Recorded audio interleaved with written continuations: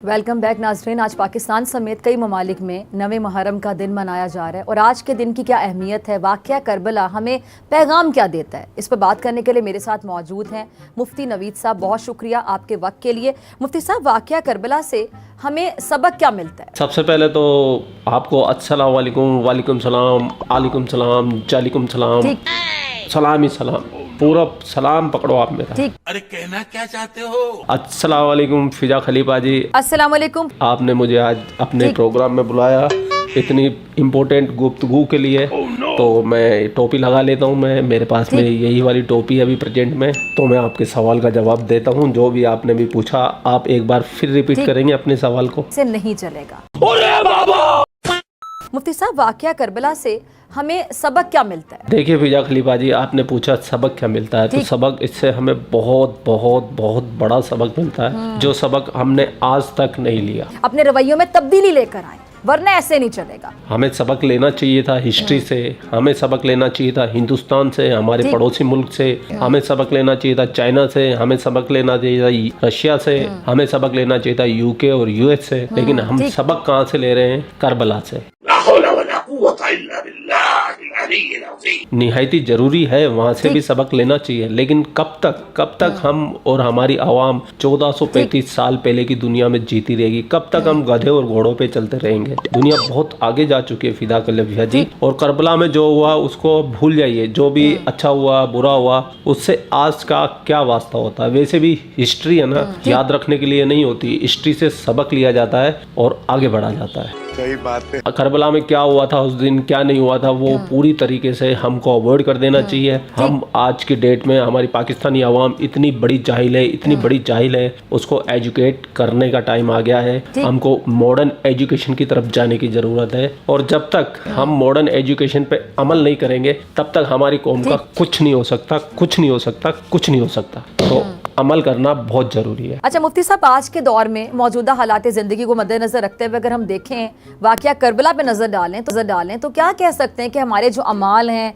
हमारी ज़िंदगियाँ वैसी ही हैं जिसका दर्स हमें करबला में अमाम आली मुकाम ने दिया? एक चीज़ और फिजा खलीफा जी, आज आप दुपट्टा ओढ़ के बैठी है, मुझे बहुत सुकून मिल रहा है। आपने मेरे सम्मान के अंदर दुपट्टा अपने सर पे डाला, इससे मुझे बहुत बहुत ज़्यादा खुशी मिली। मैं अपनी खुशी का इजहार किस तरीके से करूँ मुझे समझ में नहीं आ रहा। अगर आप कहे तो अपन हलाला की तैयारी कर सकते हैं।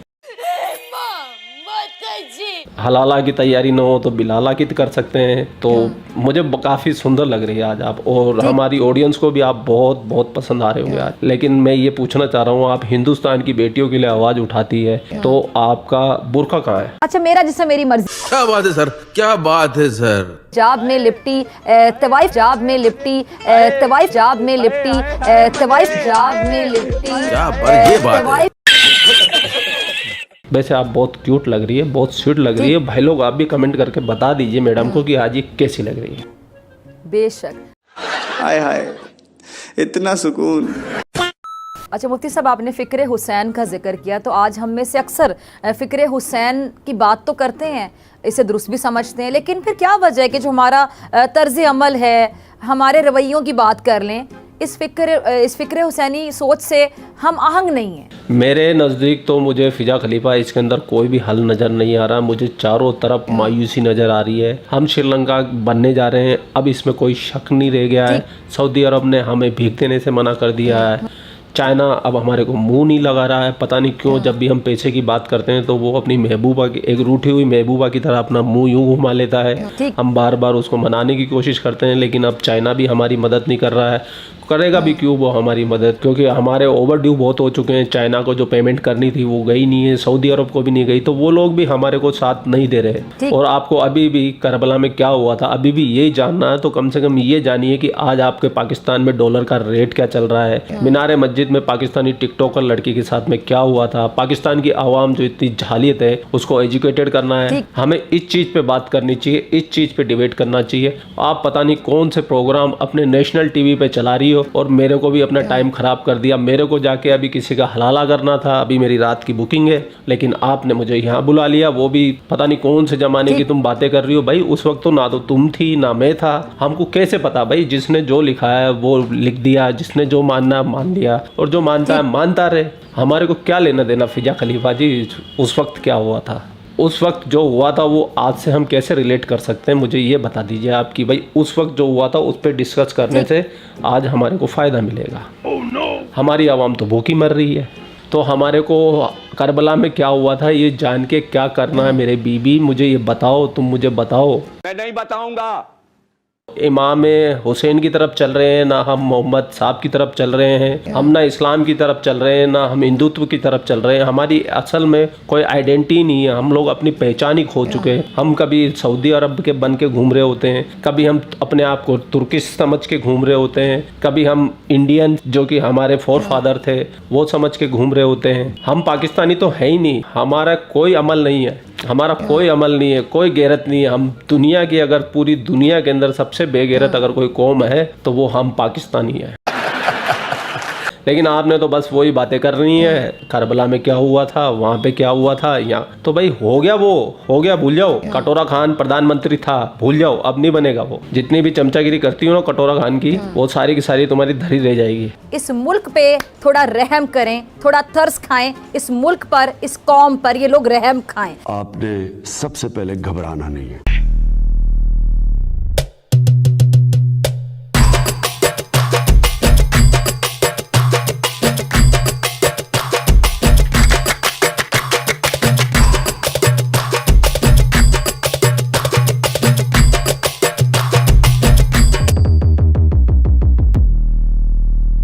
बिल्कुल नहीं है, बिल्कुल नहीं है। हमारी कौम बिल्कुल जहालत की तरफ जा चुकी है। हर एक पाकिस्तानी को ये लगता है कि हम सुपर पावर बनेंगे, हमारी देश की आर्मी दुनिया में नंबर 1 है। सिटी के जो प्रोफेसर हैं उन्होंने जापान के बहुत ज़्यादा फेमस टॉक शो में ये बात बोली है कि इंडिया नेक्स्ट सुपर पावर बनेगा, चाइना नहीं। तो आप इस बारे में अपनी क्या राय देंगे?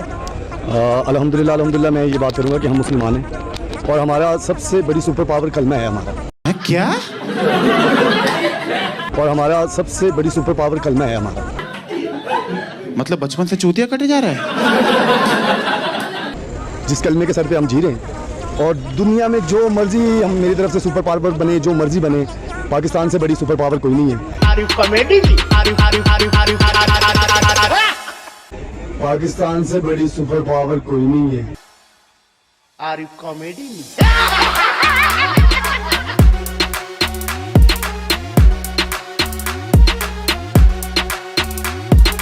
और पाकिस्तान इंशाल्लाह सुपर ताकत बनेगा इंशाल्लाह ताला।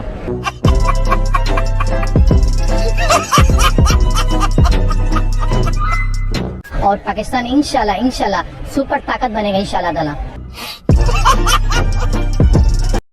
तो देखा फिजा खलीफा आपने कि हमारे पाकिस्तान के लोग कितने बड़े मंदबुद्धि है, जाहिल है और इनमें अकल नाम की कोई चीज़ नहीं है। ये सब हमने जो आप सवाल कर रही है ना मुझसे इस्लाम से जुड़े हुए बात करके, वो भी नेशनल टीवी पे बैठ के, हमें सबक क्या मिलता है? तो यही जो इस्लाम हमने हमारी आवाम के अंदर घुसेड़ दिया ना, तो उनकी रगों में घुस चुका है। वो मॉडर्न एजुकेशन में आना ही नहीं चाहते, वो आज में जीना ही नहीं चाहते। सबसे बड़ी प्रॉब्लम हमारे पाकिस्तान के साथ में, हमारे साथ में सिर्फ वही है कि हम आज भी 1435 साल पहले वाले दुनिया में ही रहना चाहते हैं। और नहीं तो क्या?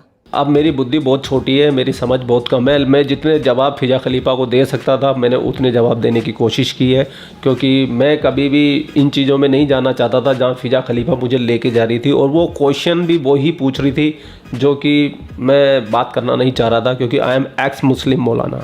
चल झूठा। और आप लोगों को क्या राय है, आपको वीडियो कैसा लगा? तो आप कमेंट सेक्शन सिर्फ आपका है। और फिजा खलीफा को पहनने में जितना मज़ा मुझे आता है उससे कहीं ज़्यादा मज़ा आप लोगों को आता है, वो आपके कमेंट्स मुझे बता देते हैं, तो मुझे बोलने की ज़रूरत नहीं है। और एक चीज़, आप इसको शेयर नहीं करते हो भैया, आजकल वीडियो को शेयर भी कर दीजिए।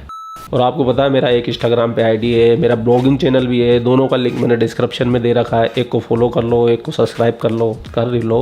भाई ने बोला करने का तो करने का। आप लोग अपना ख्याल रखिए। आपका भाई आपके लिए पाक से रिलेटेड वीडियो लाता रहता है। जय हिंद, वंदे मातरम, जय श्री राम, जय श्री राम, जय श्री राम।